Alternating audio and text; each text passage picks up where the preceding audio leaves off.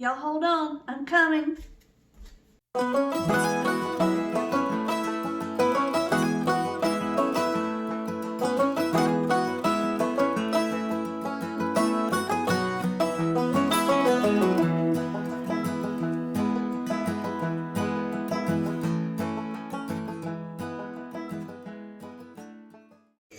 Hey y'all, welcome to my modern homestead. For those of you who do not know, my name is Janet and I'm so excited that you are here.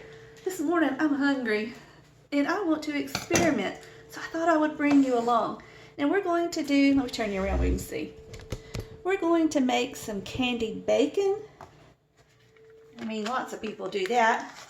I've had a little bit of brown sugar, but not quite enough. I need a cup. There we go. So I'm going to just fill it up with the light brown sugar. And then I've got some thick cut bacon here. And we're going to lay this out on this sheet that I've lined with foil. And then I put a rack on it.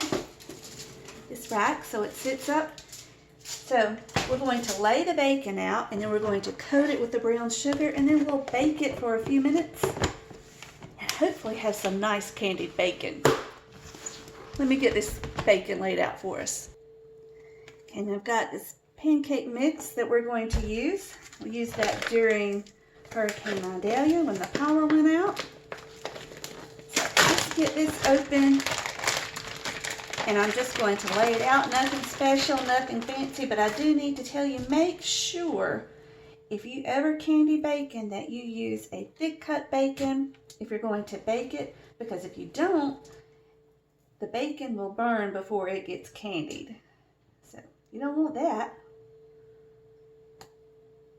Just lay it out just like this. I almost forgot to turn the oven on. Let's do that real quick.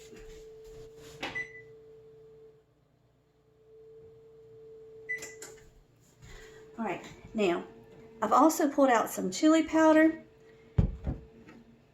Now, I did say this is an experiment, so y'all don't try this until you watch the end to see if this works. I've been floating this idea around in my head for a while. I said, you know what, we're just going to go for it. We're going to try it and see what happens. If this works, this would be great for a breakfast or an appetizer or a side dish or a tailgate dish. It is football season after all. So what we're going to do is just put the brown sugar on the bacon. Now I am going to put just a touch of chili powder. I don't want this hot, but just a little something something on the bacon. Just to give it a little kick. I'll be right back once we get this brown sugar on. Right now I'm just going to kind of press it down onto the bacon and spread it out a little bit on each piece so that we don't have big clumps.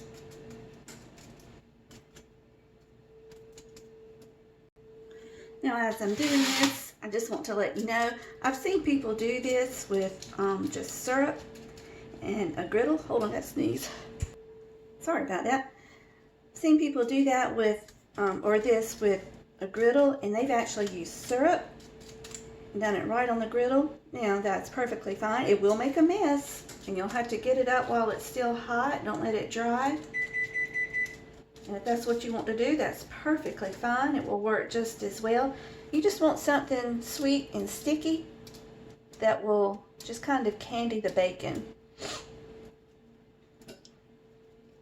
And so I'm just sticking mine in the oven and get it all done at one time. And hopefully I won't have a big cleanup. I'll just have this full I have to take up and maybe wash the pan underneath with from the bacon grease. There we go. I'll put down just a sprinkle. Actually, I think, yeah, let's go ahead. A little sprinkle of chili powder, and then we're going to put just a hair more of the brown sugar over it.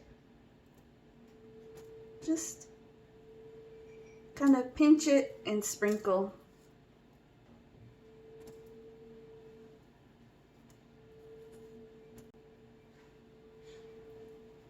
Just a kiss of the smoky, a kiss of the heat. Some people like to put hot sauce on this. If you're going to serve it plain or in something else or a different way, that's good too. But I don't really want that with the pancakes today. I want this more of a breakfast dish.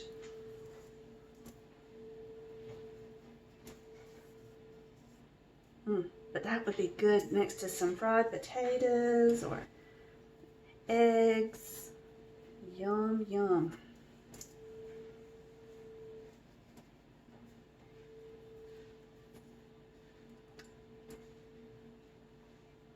Perfect.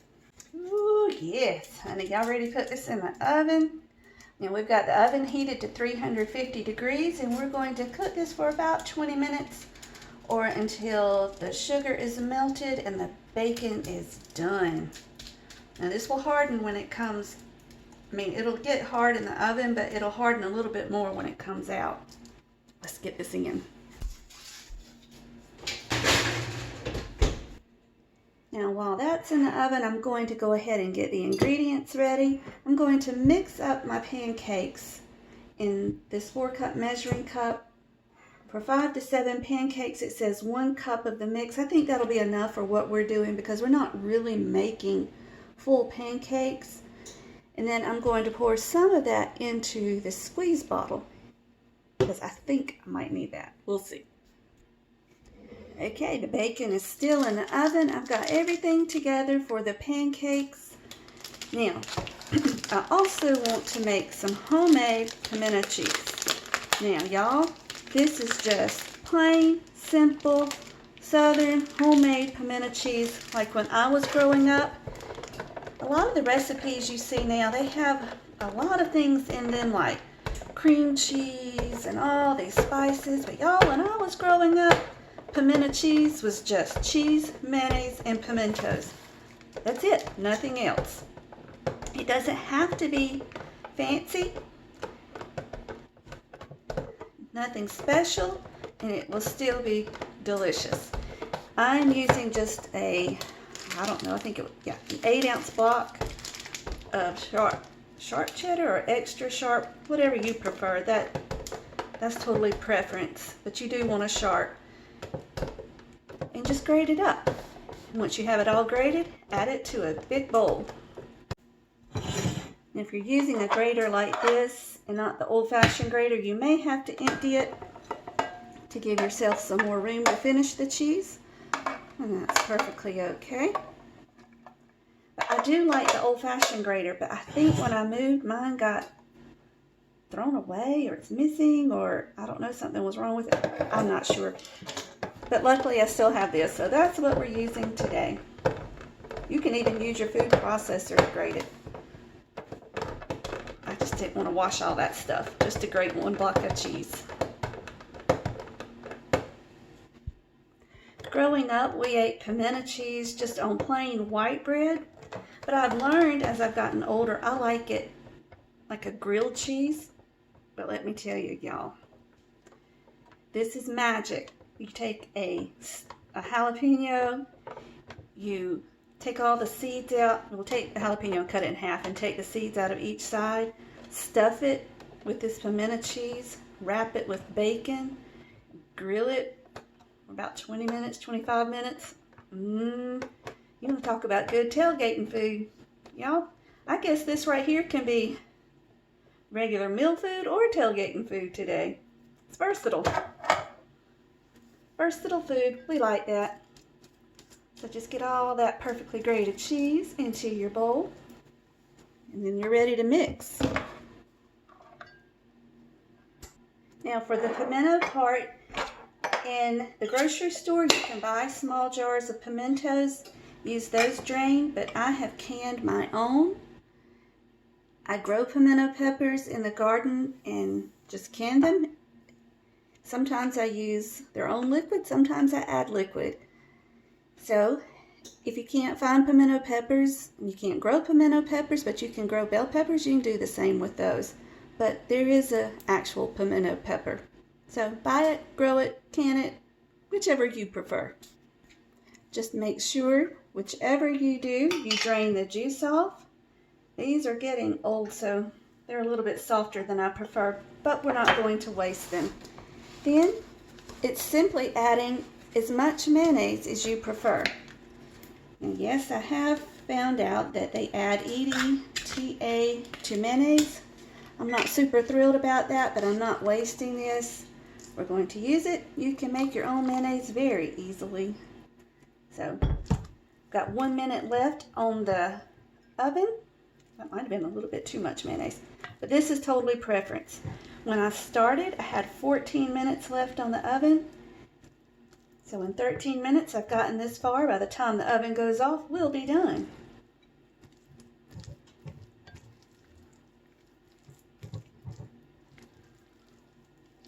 And your cheese is salty, so you don't really need to add salt. This is all we did growing up. Just cheese, pimentos, and mayonnaise. And you're ready to go. See how quick and easy?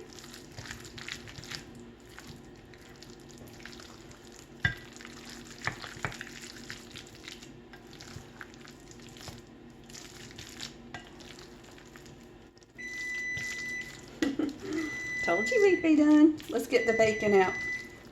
It's actually not quite done. I'm going to give it about 5 more minutes. That will be the perfect amount of time to clean up the grater. Now to store pimento cheese, just keep it closed up in the refrigerator.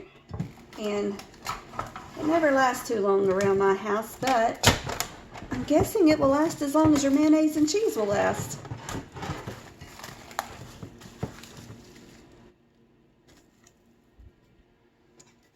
Since I have a little time on my hands, I'm going to go ahead and get my griddle ready. I'm not going to turn it on because it only takes a minute for it to heat up, but I'm going to wipe it off where I keep it stored in my pantry. It just gets little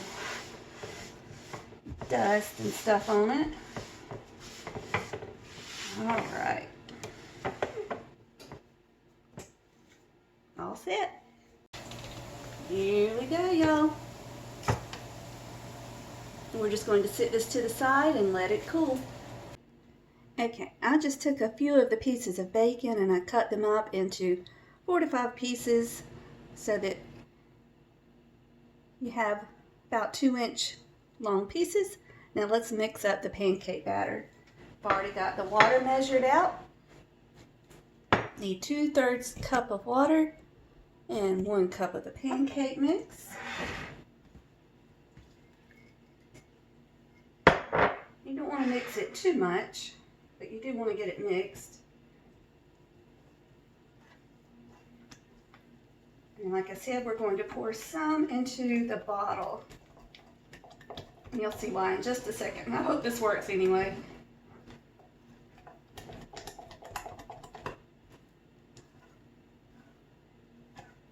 Alright. Now, the bit that I put in the bottle, I will probably have to add just a tad water to, just to mix it up enough that it will come through this spout. This is going to be messy. You can use a funnel, but I'm afraid it's too thick to go through a funnel. We're going to put just a little bit in here. Probably not even half. Because what I'm going to do is make the pancake pieces, and then when it's almost done, I'm going to lay the piece of bacon on it and coat it with more of the pancake batter and flip it over. Does that make sense? So I don't need as much on the second side. I won't bore y'all with this part. Oh, for crying out loud, y'all. I did it again. I was paused when I thought I was recording and recording when I thought I was paused. But anyhow, I just took my butter and rubbed it on the griddle to cover the places that I would do the pancakes. And then I poured just a spoon of the pancake batter on each of those spots. And then I would lay a piece of bacon on top of there. And I realized what I was doing, so just hang with me. I'll do another one in just a second. These are already done.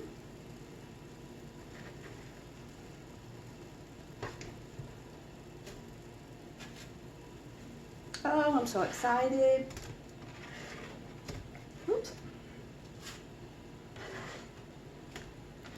That's the one nice thing about this griddle. It's got this little holder up here. So when you get done with your things, you can just flip them right up there and store them till you're ready. And it keeps them warm.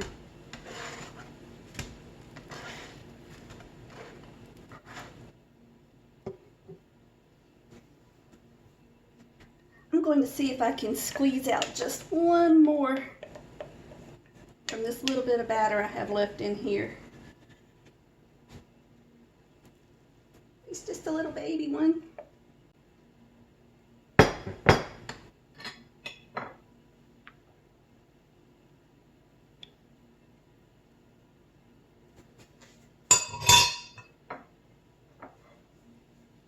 Just take a piece of bacon, lay it on top of there, give it a second. Finish taking these up.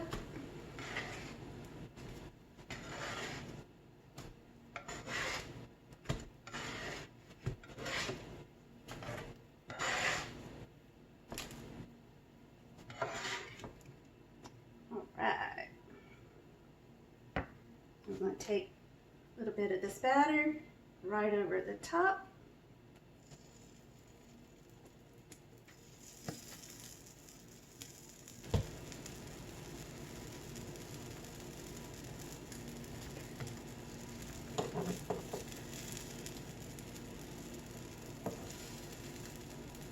And when I did this, I just put just a tad of water in there, put the lid back on, shook it up really well, and voila, we were done.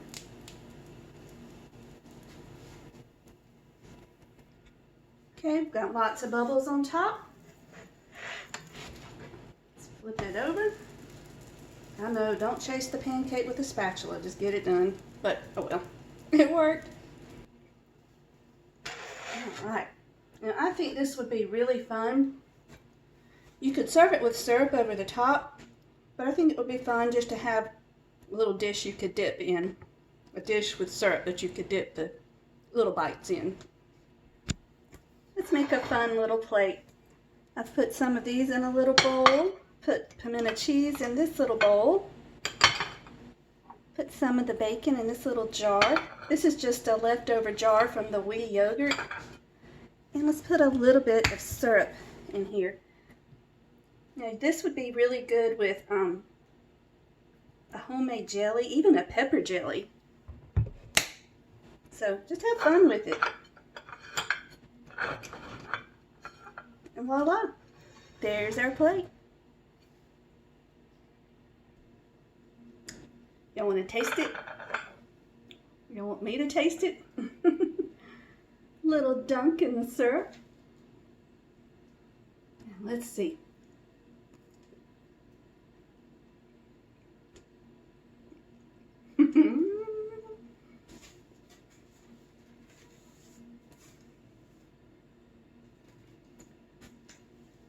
Y'all, this is happy dance worthy. Y'all give me a minute. There we go, y'all. We have our candied bacon, our pimento cheese that you can use on a sandwich, stuff in a jalapeno, eat on crackers. Then your pancake bites that are another perfect tailgate food or breakfast food. I hope you enjoyed it, you guys. Thank you so much for joining me.